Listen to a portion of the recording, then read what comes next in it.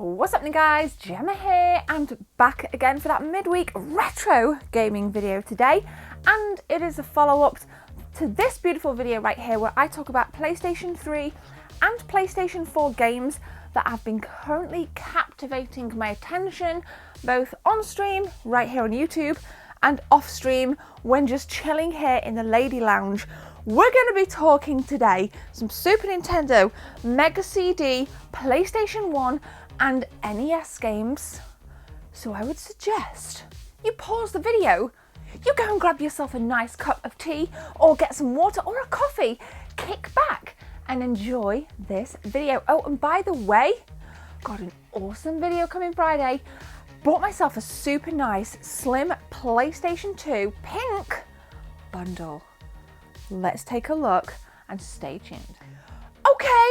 Okay, I'm gonna save the babies till last. I'm gonna save the Sega Mega CD games until last because these top few games are probably kind of more common. Now, I was taking a look through my unboxed games. I have been playing, and I haven't pulled it out because I'll show you a picture of where my unboxed SNES games are, and it's a bit of a minefield. But I have been playing Super Probotector, or Contra 3 as it is also known. We had Super Probotector over here. It was something to do with the licensing conditions over the name Super Contra. Oh god, honestly, ridiculous. But I've been playing through that, and I've always enjoyed just diving into that and having like a couple of hours on Super Probotector or Contra 3. It's so captivating. My favourite level is the second, it's the first boss. It's that kind of overhead, weird ass spidery kind of freaky thing. And the mode 7 looked so good on it. There's clips in that game like where the plane comes over on the first level. Like mode 7 just like blew me out of the water back in the Super Nintendo days. And Super Probotector, Contra 3, it's just one of those games that it's timeless. So it is just so timeless, and I never get bored of it. And it's bloody hard. I always have to drop the difficulty because if I don't, the dogs always get me, because I think if you have it on like an easier difficulty, it removes the dogs as well as some of the enemies. Madness. I love it. In fact, there's a blog on my website about it. If you, I'll chuck it in the link below. Go check it out. JuicyGameReviews.com is a really good write-up in which I talk about why the name difference is between Europe and North America. So that's my first game. Didn't want to dive into the unboxed stuff. Got the rest of them in front of me right here. Okay, another Super Nintendo game. I'm always diving into this. I'm always guilty of this. Got some Super Mario World. I have the red box edition up here as well. Classic game. Again, timeless. Aged really well. I think all of the Super Mario games on the Super Nintendo have aged remarkably. Like this just looks so stunning. And when my nephews play it, like Ruben, he's 6. To him, this like was made yesterday. It's very fresh. It's very inviting. I love all the little secrets. Like I remember as a kid, we used to go into W.H. Smith, read through the magazines, and there were all these like overhead maps of the world within this game, pointing to different secrets, you know. Oh my god, like I can just feel the goosebumps as I'm talking about it, and I still feel that today. Every time I play this, it takes me back to that time, and that's one of the reasons why I just love retro gaming. It's that nostalgia, and it's having those memories that just, you know, it's like an escape from reality. Diving when your battery goes. I was saying, it's like diving back in time. It is an awesome escape from reality, and this game is probably one of the more prominent retro games that was with me in my childhood. I love playing it now. I have done a stream of this, and I think I got like way into it and got like completely stuck. I think it was the third castle. Oh my god. Quite a lot of pressure on streams. But Super Mario World, I'm sure most of you have played this. I play it a lot, and that's why we're talking about it today. Let me just put this back here in its rightful home. I'll just pop that back right there. So next up then, I'm gonna show you guys a PlayStation 1 game. And I've said it before, I've really, and I still do, enjoy races from the PlayStation 1 era. Things like Porsche Challenge, Gran Turismo, especially Push Challenge resonate with me, and this one does as well, and I dive into it quite a lot. I don't talk about it as much though. It is Ridge Racer. I've been diving into this. I love Ridge Racer and I love Ridge Racer Revolution, but this took the I think the arcade races of the 32-bit era in a completely new direction. It seemed to have a bit more of a serious take with the dulled down colour palette. Soundtrack's been consistent. Like, I love the soundtrack in the first two games. I love the soundtrack in this. And I think it's aged well. I think it's up there in terms of its visuals with the likes of the first Gran Turismo. Now, you may not agree with me, but that's what I feel when I dive into this. I will say this, I do play my PS1 games through a PlayStation 2. I have loads of PS1s and they're just not hooked up at the minute. So it's quite easy for me to kind of jump between PS1, PS2. So I have been playing this on a PlayStation 2, but it works great and I love it.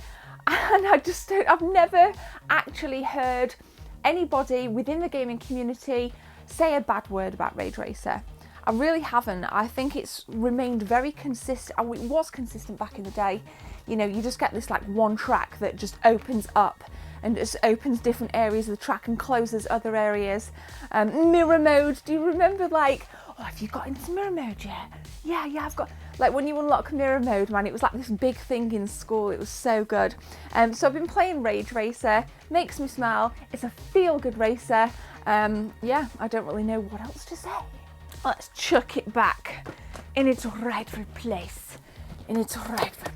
Okay, we're going to be diving in to, we'll do the NES game, then we'll come to the Mega CD games. Can't beat this. Me and Jess love this. Bobble, honest to goodness gracious me. Bobble, nice little puzzle game. Love the colour palette, love the simplicity, love the power-ups, I love the sounds.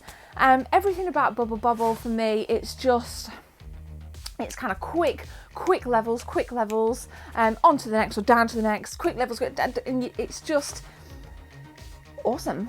And here's a little fun fact, I've never completed it. Oh no, I've never completed it, but it's one that me and Jess do like to play, as well as Mr. Driller on the Sega Dreamcast. So let me know if you're a Bobble fan. Smash a comment below. We're going to take a look at the Mega CD games and let me know some of the titles that have been captivating your attention at present. Chuck it back. Alrighty. I have Reese S. Reese, thank you for sending me this. He sent me a copy of Sonic CD on the Sega Mega CD. Not the best Sonic game there is, but still fun. I never played this back in the day. I've been playing it a lot more recently on this little TV here. I'm tending to play my retro stuff. You can't see it, might be just off camera. I've been playing my retro stuff on this little hookup here. Looks great. It's a Sonic game. It's a side scroller. It has beautiful chiptune 16-bit crazy music, and it is what it is. I don't really know what to say, and I don't really know why this holds its value. I don't know if it's down to kind of production numbers. The Mega CD I wasn't overly hot on as a kid. I think I had one at the back. I had one at the start of the N64 days when they were starting to get really unpopular and cheap. And you could pick them up at car boots for like £5. Didn't see this around at all as a kid, so maybe it's an obscurity, maybe it's a numbers thing, but I wanted to kind of bring it on because I have been playing it. So thank you very much for sending it, Reese. Top game as it stands by 2019 standards, and yeah, check it out. Finally then, Night Trap. Oh my god, Night Trap, flipping heck. Revolutionary back in the day. The use of real actors, real video in a video game. There's actually, just as a side note, I think I saw a couple of clips from the making of documentary on YouTube where they're interviewing some of the actors and actresses, so go and check that out. But yeah, your parents go out, loads of crazy mad shit breaks off in the house. You know, you cycle between different rooms with like a CCTV operation going on, and you can see burglars in the house. It is absolutely wicked, and it was remade on the limited run or re-released for the PlayStation 4, and I've seen a few copies on eBay I'm contemplating. I just don't know if I want to spend another £70+ on Night Trap on a different platform. Do you think it's worth it? This goes for a fair bit on Mega CD, and I think that's why it's becoming a little bit more obscure nowadays. This is quite a decent condition copy. But let me know if you think it's worth picking up on PS4, and let me know what kind of price you think would be fair for the PS4 version of Night Trap. So gamers, they are the core retro games I have been playing recently. Check out the first video, the PlayStation 3 and PlayStation 4 games. It'll be in the cards, and I just want to say thank you very much for watching. Friday we got the nice pink PS2 Slim bundle coming, so keep an eye out for that. But for now, I challenge you to share this video to Twitter using hashtag TheGebs24. If you don't, it means... what will it mean? I have no idea. Share the video and thump the subscribe. I'm gonna leave it there, gamers. My name is Gemma. Have a good day. Take care. See you soon.